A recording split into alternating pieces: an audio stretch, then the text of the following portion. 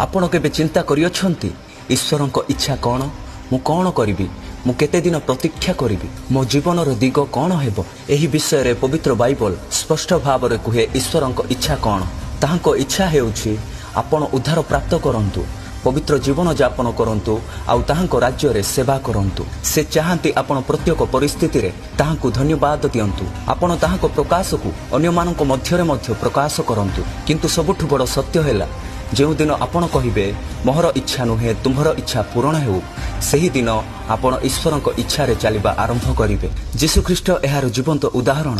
से ईश्वरଙ୍କ पुत्र थिले किंतु मनुष्य भली पृथ्वी को आसिले सब शारीरिक अभिलाषा दुख आउ लोभ को फेस करुथिले किंतु से समस्त इच्छा को मारिदेले पितांको इच्छा को से अधिक महत्व देले पुणी क्रूस्य मरण द्वारा पितांकर इच्छा को पूर्ण कले पुनरुत्थान पर पुणी से ईश्वरଙ୍କ स्वरूप रे प्रकाश हेले किंतु आजिर मनुष्य ताहाको कथा सुनु नाहंती। ईश्वरଙ୍କ इच्छा पूर्ण करिबा एक भय नुहे ताहा प्रेमर एक यात्रा निजर इच्छा को ताहाको ठारे समर्पण करी ताहाको इच्छा रे विश्वास करंतु कारण सही मध्य रे अछि श्रेष्ठ आशीर्वाद। आमेन।